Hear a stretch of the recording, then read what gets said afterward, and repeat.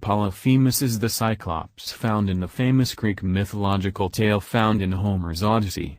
This one-eyed beast, arguably the most famous of his kind, is presented as a man-eating monster, and an obstacle to Odysseus' journey home. While Odyssey is the best-known story about Polyphemus, other tales about this Cyclops were written later by Greek and Roman writers, the best-known one being Ovid's. During the Renaissance, Ovid's tale about Polyphemus became a popular theme in art, including painting, literature, and music. The name Polyphemus may be translated to mean many words, or abounding in songs and legends. In Greek mythology, the Cyclopes were giants who possessed great strength and could be easily identified by the single eye in the middle of the foreheads. Incidentally, the word Cyclops, plural Cyclopes, translates as round eye or circle eye, though there are scholars who believe that this name is derived from an older word meaning sheep thief. Some scholars are of the opinion that the myth of the Cyclopes originated in the discovery of the fossils of giant prehistoric animals by the ancient Greeks. In a 2003 article from National Geographic, it was reported that the tusk, several teeth, and bones of a Deinotherium giganteum were unearthed for the first time on the island of Crete. This animal, whose name roughly means giant terrible beast, is a distant relative of today's elephants.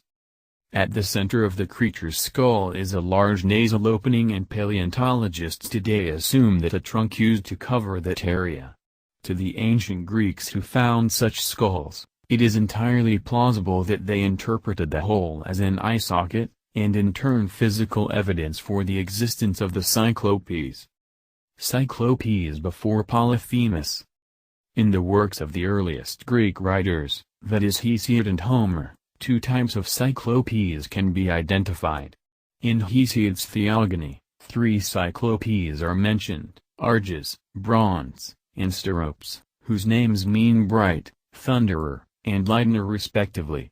These three Cyclopes are said to be the sons of Uranus and Gaia, and that they were not unlike the gods apart from the single eye in the middle of their foreheads. Along with the other Titans, the three Cyclopes were cast into Tartarus by their father. Instigated by their mother, however, the Cyclopes aided Cronus in overthrowing their father. Cronus, however, threw them back into Tartarus after his victory, and they were only later released by Zeus during the Titanomachy. It was these Cyclopes who forged the thunderbolts for Zeus. In addition, they created the trident for Poseidon, and the cap of invisibility for Hades. After the defeat of the Titans, Zeus retained the services of the Cyclopes. In later tradition, the Cyclopes are said to be the assistants of Hephaestus, the smith of the gods, and that they worked in the gods' forges under Mount Etna, an active volcano on the east coast of Sicily. In one myth, the Cyclopes were killed by Apollo, as Asclepius, his son, was struck down by Zeus with a thunderbolt forged by the Cyclopes.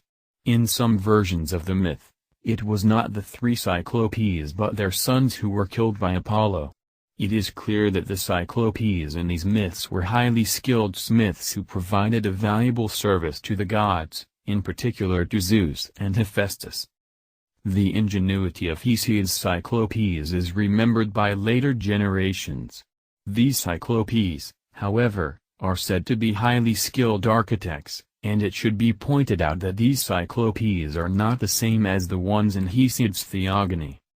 Unlike Hesiod's Cyclopes, who are said to be the sons of Uranus and Gaia, these later Cyclopes are said to have come from Thrace and were named after Cyclops, their one-eyed king. These Cyclopes are credited with the construction of the so-called Cyclopean walls, a term derived from Pausanias' description of the walls of ancient Mycenae and Tiryns. In his description of Greece, Pausanias remarks that the stones used to construct these walls were so huge that only the Cyclopes could have moved them. Apart from Mycenae, Cyclopean walls have also been found on Crete and Italy, and even in some pre-Columbian sites in the New World. Polyphemus in the Odyssey. Homer's Cyclopes, on the other hand, are quite different from Hesiod's, and are presented as brutish, uncivilized creatures.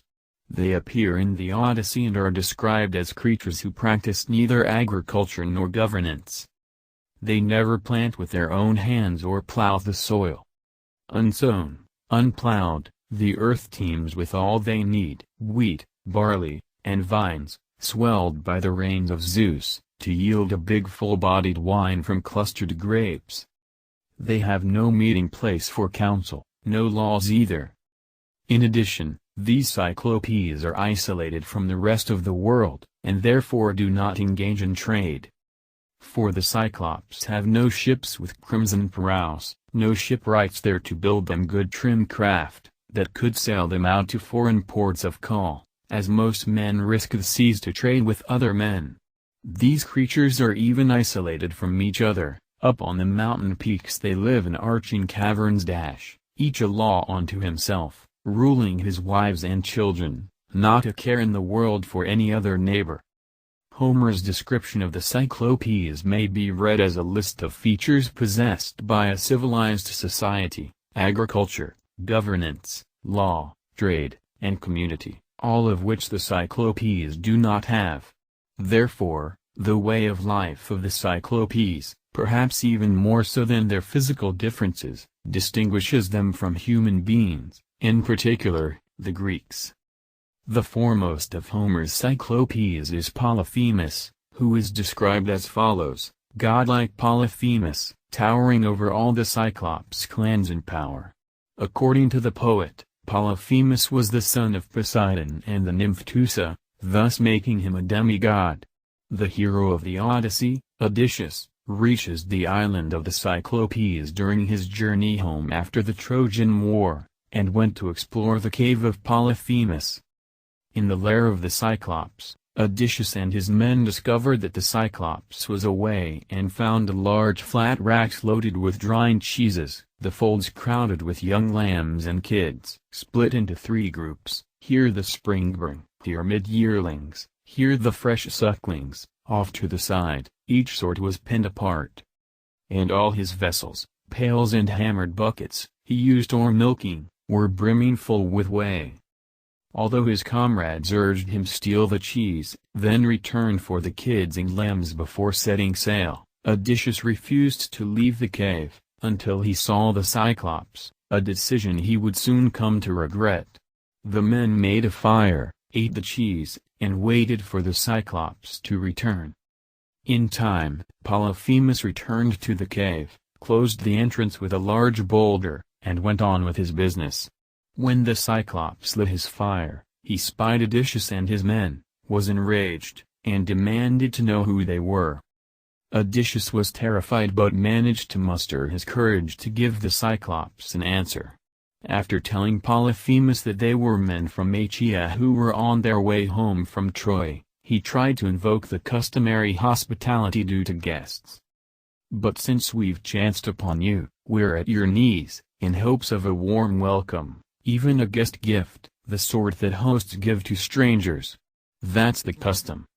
Respect the gods, my friend. We're suppliants, at your mercy.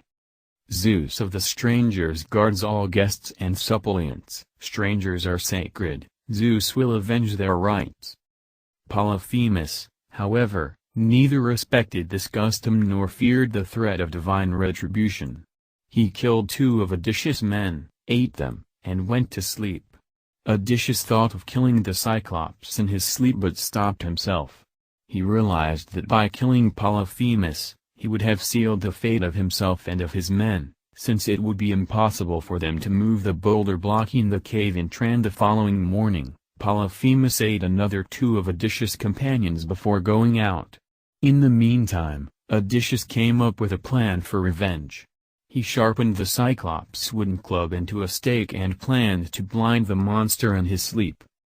Odysseus attacks Polyphemus. When Polyphemus returned in the evening, another 2 men were eaten, after which Odysseus offered the Cyclops some wine. After drinking a bowl of wine, Polyphemus demanded a second, and asked for Odysseus' name, so that he may give him his guest gift. After 3 bowls of wine, Polyphemus was sufficiently intoxicated, and Odysseus told him his name, saying that it was nobody. Polyphemus responded by promising to eat Odysseus last, which was his guest gift, after which he fell asleep. This was the moment Odysseus had been waiting for and had the stake plunged into the Cyclops' eye. Polyphemus roared in pain as he awoke, which brought the other Cyclopes to the entrance of his cave. When asked whether something was wrong, Polyphemus replied saying nobody's killing me now by fraud and not by force.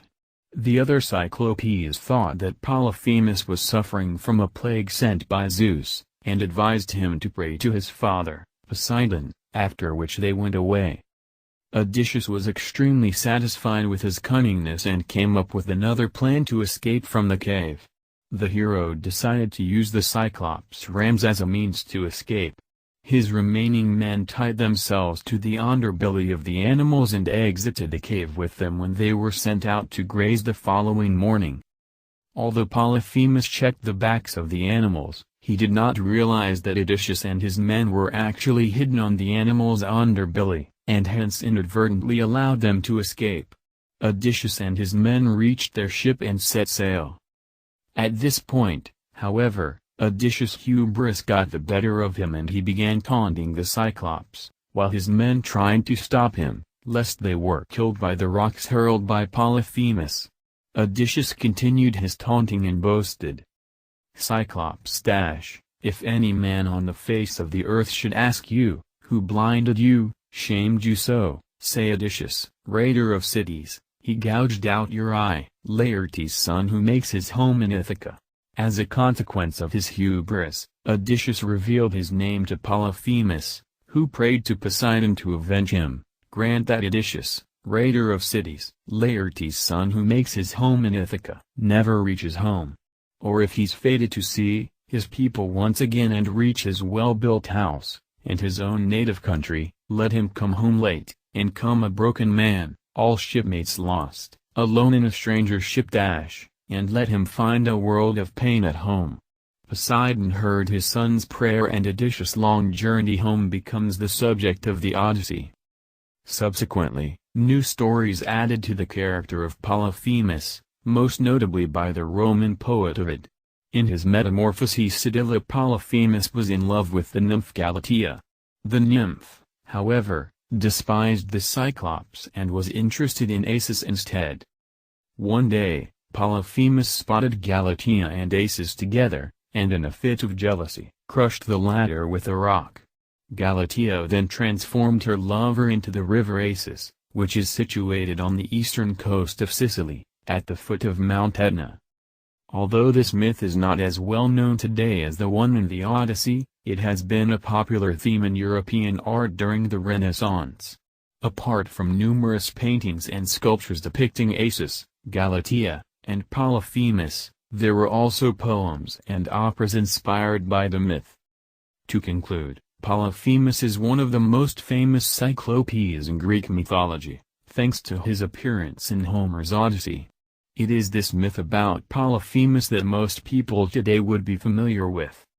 Ovid's story of Polyphemus, Galatea, and Acis, on the other hand, is not so well known today. Nevertheless, it has a place in the history of art, since it was a popular theme during the Renaissance.